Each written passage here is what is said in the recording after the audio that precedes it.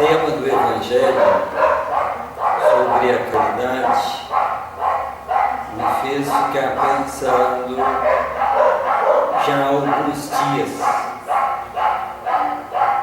E, sem variar muito, já faz algum tempo, na verdade, seja lá qual for o tema de uma exposição que eu esteja tratando, no fundo, sempre falo da mesma coisa. As leituras são diferentes, são do Evangelho diferente e, no fundo, acabo falando de uma mesma coisa porque penso que é só disso que o Evangelho fala. Porque, para mim, é como se o Evangelho inteiro estivesse dizendo uma coisa só. E chega de suspense, o que é isso que ele está sempre dizendo? Ele pode ser resumido inteiro em: tome consciência do que é a vida e desfrute o que ela tem de melhor para nos dar. Tenho visto, com uma certa decepção, alguns companheiros espíritas muito se enganarem sobre o conteúdo do Espiritismo. Pensam e focam muitas vezes a mente na ideia de que nós teríamos vindo ao mundo para pagar dívida. Acredito que esse é um aspecto de segunda importância, dada a capacidade que a doutrina tem de nos saber fazer entender a diferença entre o que é a vida e o que acontece na vida. Não é a mesma coisa. Frequentemente nós confundimos o que é a vida com o que acontece na vida. Frequentemente nós pensamos: a minha vida é o trabalho que eu faço diariamente lá na empresa onde eu trabalho, é o cuidado com os filhos, é a faculdade que eu faço, é tolerar aquela mulher chata, aborrecida. Coitada das mulheres. Você sempre judia. Pois é. Tolerar aquele marido reclamando, aquela pessoa estúpida. Isso não é a vida, isso é o que acontece na vida. A vida é alguma coisa muito diferente disso. Tomar consciência do que é a vida é algo muito diferente do que perceber as coisas que acontecem na vida. Porque as coisas que acontecem na vida de todos nós não variam muito. No fundo, todas as nossas vidas são a mesma coisa, a mesma história. Nascimento, vida e morte. É só isso. Tem uns detalhes que enchem essa linguiça e dá um toque, um pouco mais picante a ela, um pouco mais adocicado, mas no fundo, linguiça é linguiça, vida é vida. Todos nós nascemos, vamos viver por um tempo, sem morrer de novo, fazer reavaliação no mundo espiritual, fazer curso, fazer tratamento, preparar, se reconciliar com aquelas pessoas que deu errado, fazer planejamentos, promessas: eu te amarei muito na próxima existência, vou me dedicar a você, ppp. Aí nasce de novo, vive de novo, morre de novo. Não tem muita variação. Mas isso não é a vida, isso é o que acontece na vida. Quando nós tomamos consciência do que é a vida, ainda que conseguimos tomar por um só instante, um único segundo de consciência profunda do que é a vida, é suficiente para evitar que o resto de nossa existência se perca num vazio tremendo. Porque entendam, amigos, A lição do Evangelho de hoje está falando o quê? De caridade. E o que vem na mente, geralmente, quando nós falamos de caridade? É doar um agasalho para quem tem frio, o alimento para quem tem fome, é dar uma boa palavra para uma pessoa desorientada, ouvir alguém que está angustiado, e essas coisas. Primeira noção que nós temos de caridade é isso, a material, que dá alguma coisa material. E a moral, que dá um apoio para essa pessoa se sentir melhor. Mas é um entendimento incompleto da doutrina. O entendimento doutrinário é muito mais profundo do que isso. Porque nós não viemos ao mundo senão para descobrir o que significa ter uma partícula divina dentro de nós, o que significa ter a essência divina interior. É essa a finalidade de reencarnar. E quanto mais conscientes nos tornarmos disso, tanto mais rápido diminui ou desaparece a necessidade de reencarnar e desaparecem, pasmem, a palavra forte isso, mas desaparecem os sofrimentos. Tomou consciência do que é ser dotado pela luz divina interiormente, não tem sofrimento mais, tem desafios na vida, sofrimento não tem mais.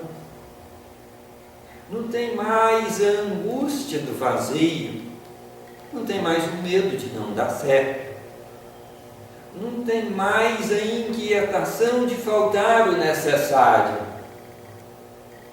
não tem mais o temor de ser contagiado por alguma enfermidade, de ser esquecido. Sofrimento mental, uma espécie impressionante de sofrimento. Numa mesma situação, uma pessoa está em gozo naquela situação, e numa situação muito semelhante, a outra está em sofrimento pequeno e às vezes sofrimento terrível, em situação semelhante. Essa é uma grande prova de que a vida é uma coisa, o que acontece na vida é outra. Porque as coisas que acontecem na vida, elas não têm um significado e um valor por si mesmas, não têm. Se tivessem, seriam experimentadas por todas as pessoas com a mesma qualidade. Nasce o filho da mamãe hoje. Uma mãe é a realização da vida. Meu filho, agora eu estou me sentindo realmente uma mãe, que dádiva maravilhosa. Para outra, e agora? Choradeira, cólica, canseira, vai crescer e vai ser aquele adolescente aborrecido. Que peso que eu arranjei para a minha vida. E é o mesmo acontecimento. Nasceu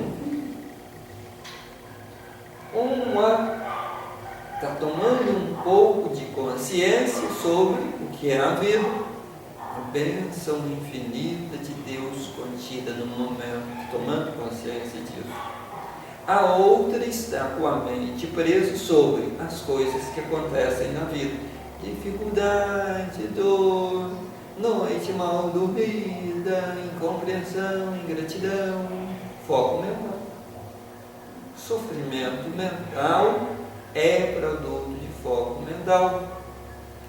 Focalizou na dificuldade, sofrimento. Focalizou a mente na oportunidade, encontrou um desafio. E a situação é a mesma e é semelhante. E o que tem isso a ver com caridade? Como posso eu realmente conseguir estar pronto para prestar um auxílio verdadeiro para qualquer ser humano, se ainda não fui capaz de sentir a partícula divina interior vibrando? Não posso. Eu consigo arrecadar cestas de alimento e enviar para as famílias vítimas da enchente. Fazer caridade ainda não dou conta. Eu consigo, às vezes, até ouvir uma pessoa que está precisando de falar e desabafar, mas fazer caridade ainda não consigo. Eu já consigo abrir para ela, naquele momento, o Evangelho e fazer a explicação que faz ela entender o problema em que se encontra e uma solução possível. Mas caridade eu ainda não consigo, por uma única razão: como eu ainda não entrei em gozo interior, uma partícula divina ainda não me faz sentir pleno, preenchido pelo divino dentro de mim. Eu não sou capaz de despertar isso dentro do outro. E a caridade não é outra coisa senão a minha capacidade de ajudar uma outra pessoa, um outro ser humano, a ser mais divino e menos humano. Não que ser humano não seja uma boa coisa, já é, faz parte do nosso processo evolutivo e já representa uma grande etapa evolucionária. Ser humano já significa tornar-me capaz de ter consciência, capaz de entender a vida, o seu significado, o valor, de sentir paz interior. Capaz. Não pronto. Ter a capacidade para é uma coisa, estar pronto, apto é outra. Imagine, acaba de construir a casa dos sonhos ou adquirir, né? Saiu lá o contrato lá com o banco, agora é minha, é só pagar as prestações, que felicidade. 90 dias depois, é chato. Não, tem que pagar, vai demorar 20 anos. Vazio. Aí acontece alguma coisa no meio do caminho, recebe um dinheiro inesperado, uma herança, pega aquilo, quita a dívida do banco, agora não tem que pagar a prestação mais, meus rendimentos vão sobrar só para mim e dar aquela euforia, aquela alegria. 90 dias depois, é chato, é uma decepção. Acaba de tirar o diploma universitário, consegue um cargo, um emprego, uma posição boa, logo acaba aquela euforia e está prisioneiro de uma irritação interminável, de uma impaciência sem fim. Onde ficou a partícula divina? Onde ficou a capacidade de ter gozo interior? E aí como as pessoas reagem diante do sofrimento mental? Esse mundo aqui não presta, eu arranjei uma religião e aprendi nessa religião que eu vou tolerar esse mundo aqui, depois eu vou para o céu, para o paraíso. E aí um dia desencarna mesmo, realmente deixa o mundo aqui. Chega de lá, encontra situações variadas. Alguns encontram situações mais favoráveis, outros encontram situações mais desfavoráveis, e o que eles sentem dentro do coração, a plenitude da partícula divina? Não. Chato, irritante e cansativo. Quem assistiu o Nosso Lar viu isso lá muito bem explicado e explicitado. Tem muita pouca diferença da nossa vivência de paz interior enquanto encarnado. E desencarnado a diferença é muito pouca, deixou um corpo apodrecendo na sepultura, assumiu um corpo espiritual, o que não é novidade. Corpo espiritual não foi uma coisa inventada e revelada por Espiritismo, está na obra de Paulo, está nos escritos budistas, pré-cristãos, na religião hindu milenar, os iniciados egípcios das ordens secretas, iniciáticas, sabiam disso. Os nossos irmãos capelenos diante da terra não tem novidade nenhuma. E assim, de vida em vida, de dia após dia, mês após mês, ano após ano, século depois de outro, um milênio depois de outro, por milhares e milhares e milhares e milhares de anos, por milênios incontáveis, nascendo, renascendo, desencarnando, fazendo curso, aprendendo, preparando e sentindo o quê? Tédio, irritação, medo, desânimo. E a lição fica sem ser aprendida. E às vezes até praticamos obras beneméritas, boas, muitas, mas não resolve o problema da evolução. Não me torna apto para praticar caridade. Por quê? Porque o meu agir não é capaz de ajudar outro ser humano a se tornar melhor. Outro dia vi comentário, uma pessoa muito querida, já um senhor de 50 e poucos anos de idade, explicando qual era o entendimento dele sobre a filha.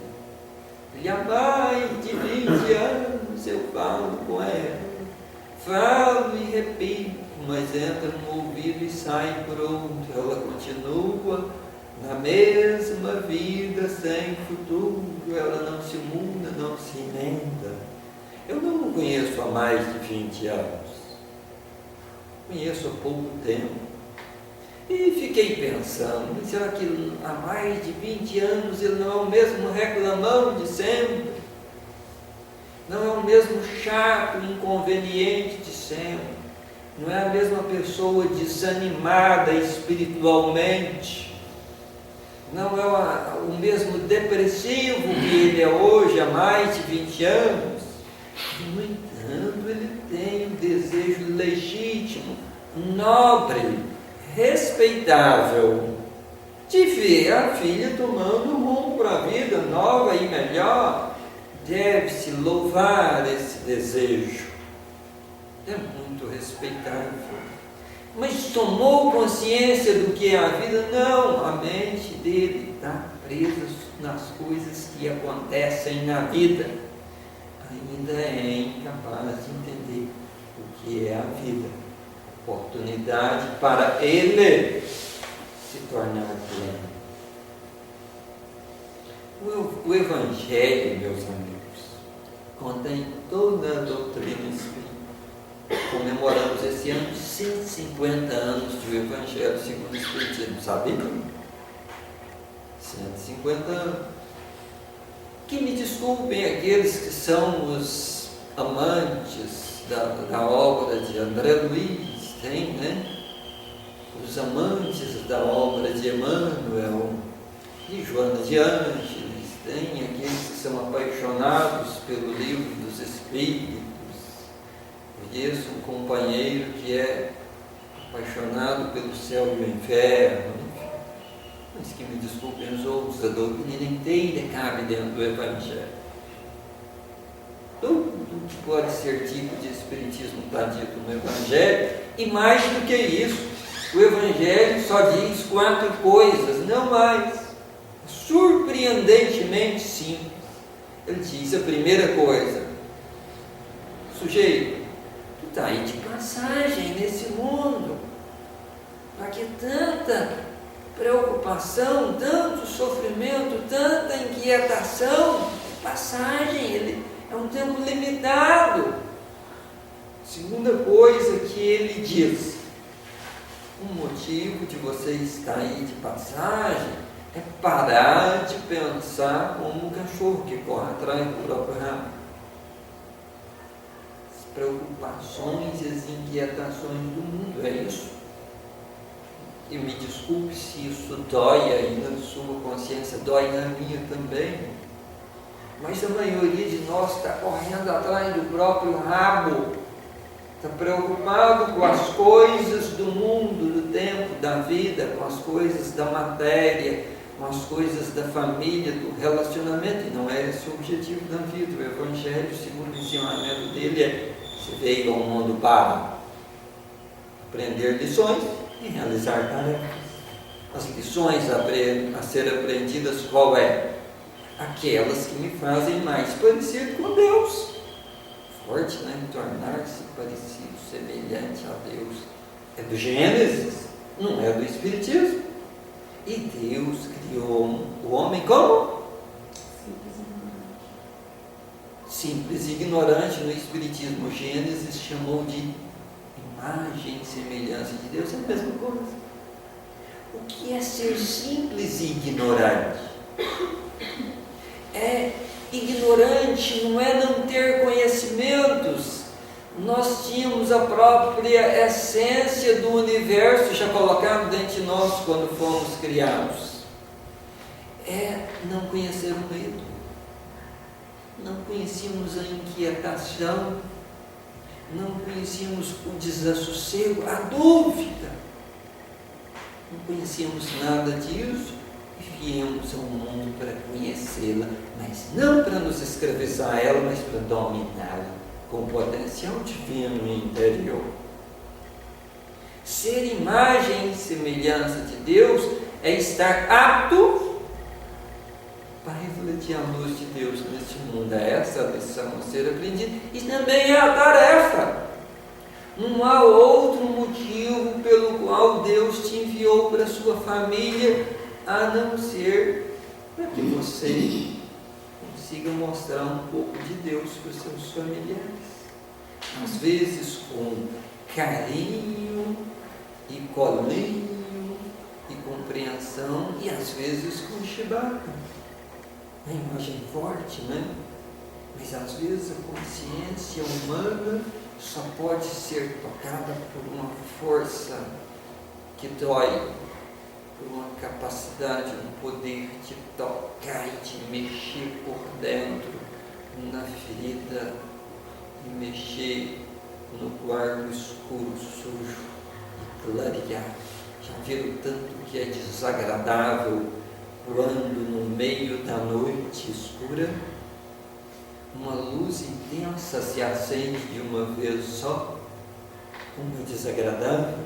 Às vezes mostrar um pouco da imagem de Deus para o ser humano que está do meu lado causa esse desconforto e vai gerar revolta, inconformação, mas é mental. Sem isso, esse discurso de precisamos praticar caridade se perde no vazio, porque eu perdi a noção de qual é a finalidade. Então o Evangelho me fala que eu estou de passagem para realizar tarefas e aprender lições. Com a terceira diz que era 4 coisas. A terceira que ele me fala, qual é? Que ele me fala que eu tomo contato com o Evangelho, com o ensinamento espiritual, seja ele lá qual for, eu tomo para mim. Não é para ela. Não tomo contato com o ensinamento espiritual para modificar a vida da minha filha, não é. Porque é inviável, porque é impossível. Desculpe-me se isso causa decepção, mas você não tem capacidade nem para fazer os seus 2 filhos parar de encrencar um com o outro, e são adultos, então lá dentro, foi ele que começou. Faziam isso quando eram crianças, continuam fazendo como é adulto. Você não é capaz de fazê-los parar, não é. Você pode até promover um momento de trégua, de paz, de entendimento, mas fazê-los parar com esse tipo de relacionamento você não pode.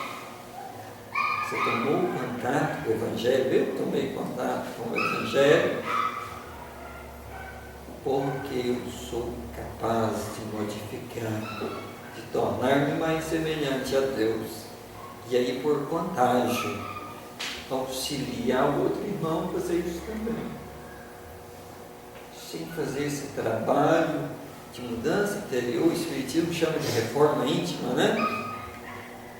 Os irmãos hindus e yogis chamam de descoberta da chama trina interior. Outro dia uma companheira católica disse chama realização do Espírito Santo na minha vida. Eu tive um irmão muçulmano em Brasília, que ele falava que isso se chamava tornar-se o espelho de Alá no mundo. Enfim, tem nome diverso para isso, mas o entendimento é um só. Esse é o terceiro ensinamento do Evangelho. Eu recebo para me transformar, para me tornar mais semelhante a Deus, e não para modificar o meu pai, minha mãe, meu filho, o cachorro. Tem pessoas que querem tornar o seu cachorro um ser humano melhor, mais dócil, chegam a esse absurdo. Quer fazer com que o cão seja melhor do que o filho. Ele é um cão. É só isso que ele pode ser. E talvez não seja tão bom no seu pensamento e no modo de atender, mas no pensamento canino é provável que ele seja o melhor dos cães do mundo. E há donos de cães que estão preocupados que o seu cão não está melhorando ao longo do tempo. Tem pessoas preocupadas porque o Congresso vai de mal a pior. É Congresso, ele tinha que ser ruim mesmo. Se fosse uma coisa boa, não era uma casa legislativa. Há pessoas que estão preocupadas com a corrupção no mundo, que ela está ruim, está piorando, ela é corrupção, ela tem que ser ruim. Tem pessoas que estão preocupadas que o mundo está cheio de fronteiras, haverá mais. Me desculpe, mas serão criadas novas fronteiras. Parece que hoje temos 200 e poucas nações no mundo, né? Quem sabe daqui a uns 4, 5 séculos teremos umas 400, haverá mais divisões. As igrejas estão se multiplicando em número, criando facções, algumas disputam entre si, e o Espiritismo não pode entrar na disputa. Não pode. Sem deixar de ser o Espiritismo, não pode. Entrou nessa disputa, deixou de ser Espiritismo, não é mais qualquer coisa, menos a codificação. E por fim, o quarto e último ensinamento do Evangelho que nos fala: na mais negra das noites, no mais difícil dos dias, quando o deserto te rodear, não houver água, não houver recurso, você não tem uma bússola, não sabe qual é o rumo, ainda assim você tem Jesus e Ele suprirá a sede, o rumo. Ele será a companhia. Quando você chegar ao fim do mundo, pensando que realmente chegou ao fim do mundo, que o Evangelho te diz: siga adiante, o mundo é redondo, o fim é o mesmo começo. Não há que voltar atrás, há que seguir adiante, sem tomar consciência disso, sem entender o que significa estar aqui de passagem, sem entender que a vida é passageira. Entender, não é repetir como um papagaio, não. Entender é diferente de repetir. O louro quer biscoito. O louro não sabe o que é um biscoito. Ele não sabe o que é querer. O papagaio não faz a menor ideia do que é ser um louro. Ele não sabe, mas ele é. Nós estamos aqui de passagem para evoluir. Somos seres espirituais em evolução. Aprendido, mas não é entendido, porque não sentiu. Você não sentiu o Deus vibrando por dentro. Ele não está em evolução, não está, me desculpe. Não está. Sem essa consciência, nós vamos continuar reencarnando. Vamos continuar tentando. E Deus vai continuar aguardando por um único motivo. Ele sabe. A diferença entre ser humano e divino é isso. Que o humano acredita, o divino sabe. Obrigado a todos. Jesus nos deu um dia maravilhoso de muita consciência. Assim seja.